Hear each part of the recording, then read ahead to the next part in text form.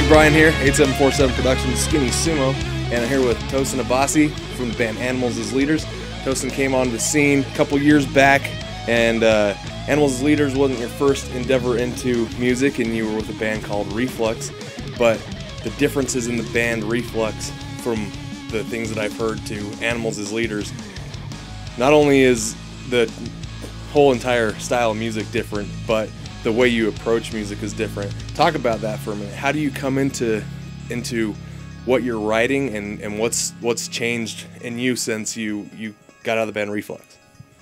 Yeah, Reflux was basically like I was a younger guitarist and self-taught, and I'd focused a lot on technique, but not on a lot of melodic concepts. So everything that I wrote was just what intuitively came out, And Reflux actually disbanded because I wanted to pursue musical education. So in 2006, we stopped touring, and I went to the Atlanta Institute of Music, and that's where I learned, general music theory and harmony, chord construction, a bit of jazz and classical guitar. And so when I went back to composing, I had this new, palette of sounds to work with, and I think the music definitely grew from that. So that's probably the main difference. From interviews in the past that you said that, influences such as Nirvana and stuff kind of got you into playing the guitar. But I've also seen interviews where you have said that what you do in the studio kind of comes naturally and then you build around it. So talk to me about your songwriting process a little bit and tell me how you come up with these songs for Animals as Leaders.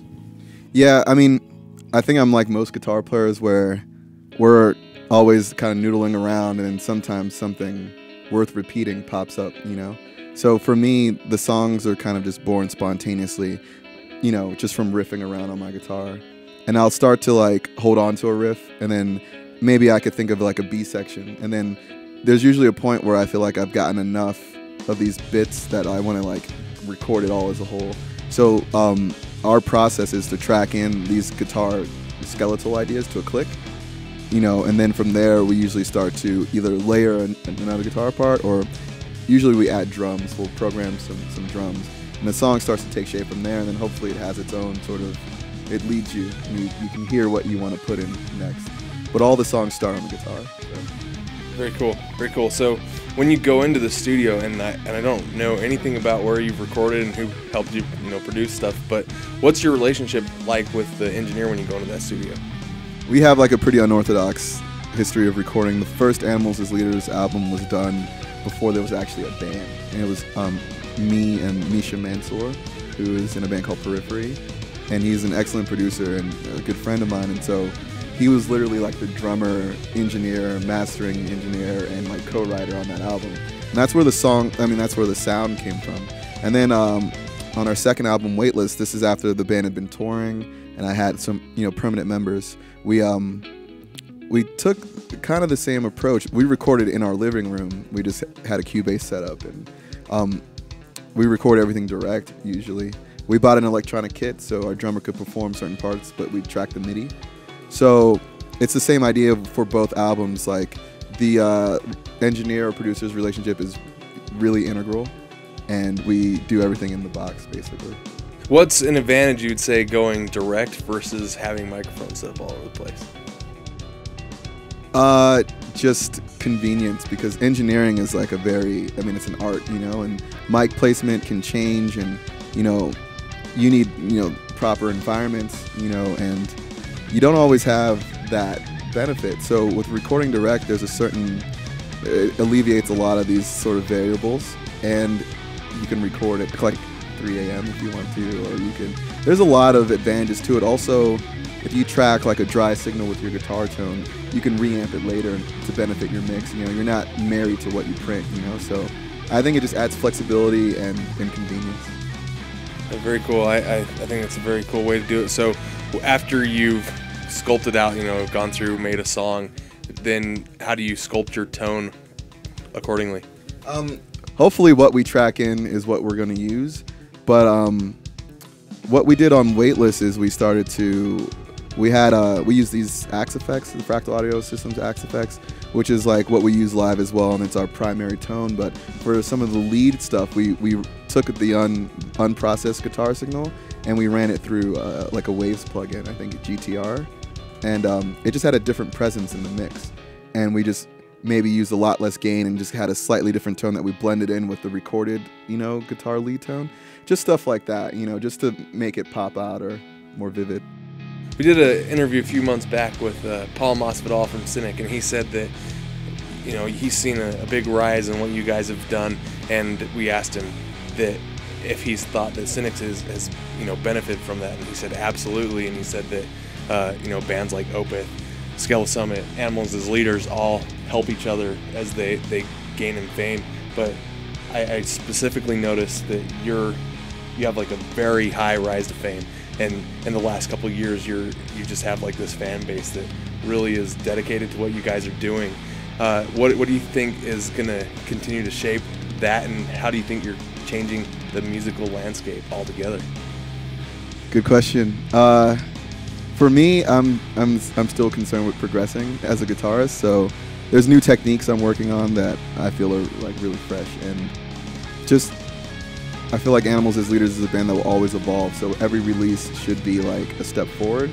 And then, as far as like as a whole contributing, I think, like you said, there's quite a few bands who are like pursuing progressive, music, whether it's challenging on a technical level or whatever the case is, and I think it represents the listening community who wants to hear this stuff. So it's very like symbiotic. Like we need the fan base support to like go on tour and sell, and their support enables us to keep doing it. And then as we keep doing it, hopefully there'll be more people wanting to listen to it, and it feeds itself, and it's super cool.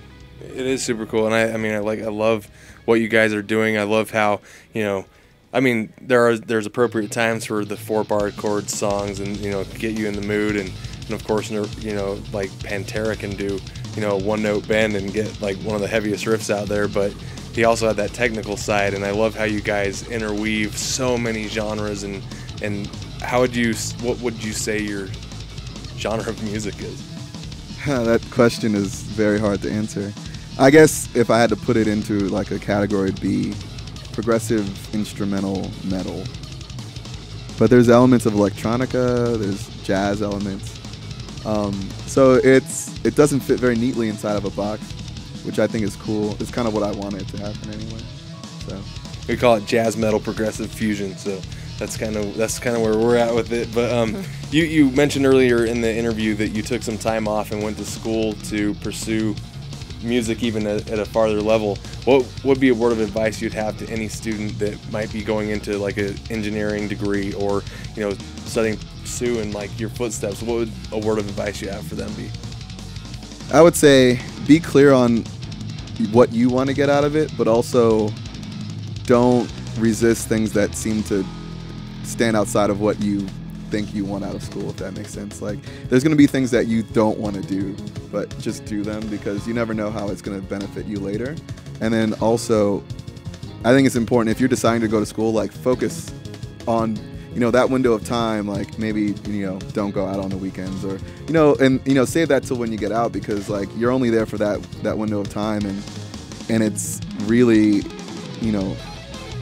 I think you'll benefit more if you're like just in the zone as often as possible, and also the people, your peers as well as your professors, are going to be really important. Like the guy next to you in class, learning his thoughts and his perspectives can be just as important as like your professor. So be open to learning from all different angles, But yeah, that's about it. Well, very cool. That's great advice, and I think that anyone that's seeing this, whether they're familiar with your guys' band, again, Tosin Abasi, Animals as Leaders, this is one that I'm really going to go out there and say, if you haven't heard them, then you really need to go look them up, and we'll lay some of your music under this interview. But they are technical, they are proficient, and they know what they're playing, they know their stuff, so that is fantastic, because you see a lot of people that just kind of know a little bit what they're doing and maybe have a little bit of success with it. But we wish you the best. We hope that we'll see you again in a couple of years, or maybe next year when you come through here and you can tell us all the nitty-gritty details from the next release and album. And what